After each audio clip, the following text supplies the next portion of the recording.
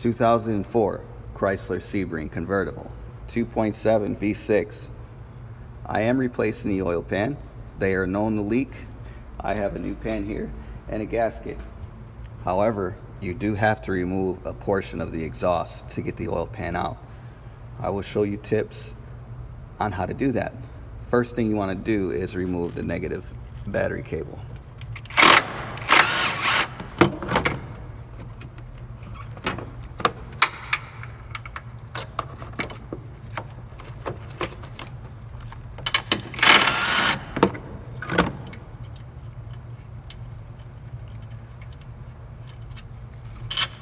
Second thing you want to do is take off this oil filler cap because we're going to have to drain the oil. We're going to drain the oil. It is a 15mm socket.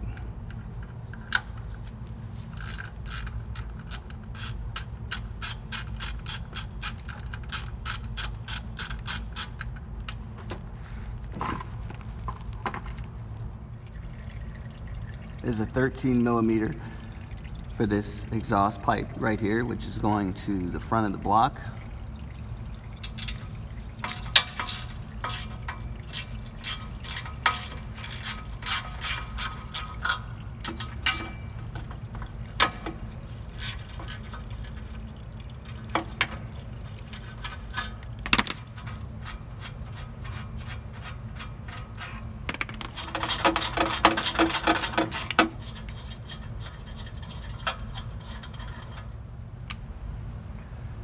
We have this exhaust off right here. You're going to have to remove this support plate that bolts to the bell housing and the oil pan.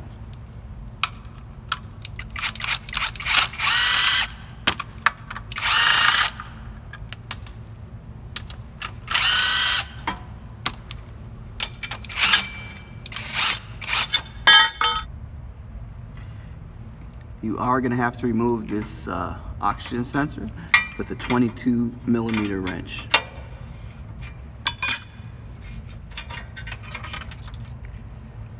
Definitely a good time to wipe these down and clean them off. Now we're going to remove those bolts, which are 13mm.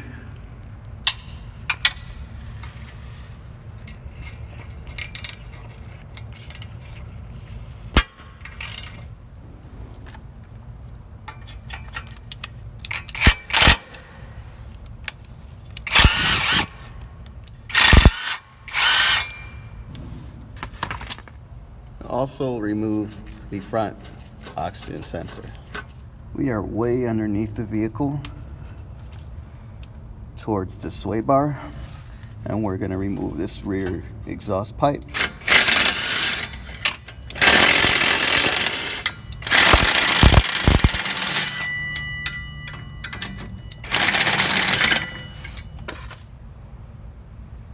We're just going to let the exhaust hang.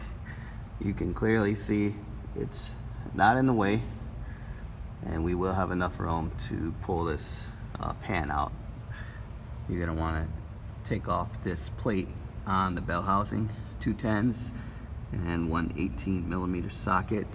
You're going to want to take this bolt off on the AC compressor. Looks like it's just one, probably a 13.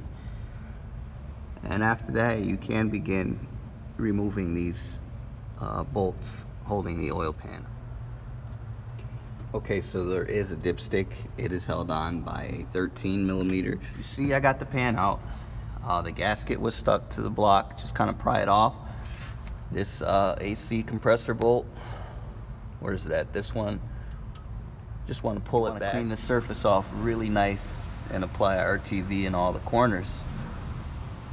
I will get you some torque specs in a few. Okay, the oil pan is back on. You will need to torque the oil pan bolts, the long ones, like that, 21 foot-pounds. And these oil pan nuts, which there's 4 of them, they're 10mm to 12 Newton meters. That is pretty much how you do an oil pan on a 2004 Chrysler Sebring.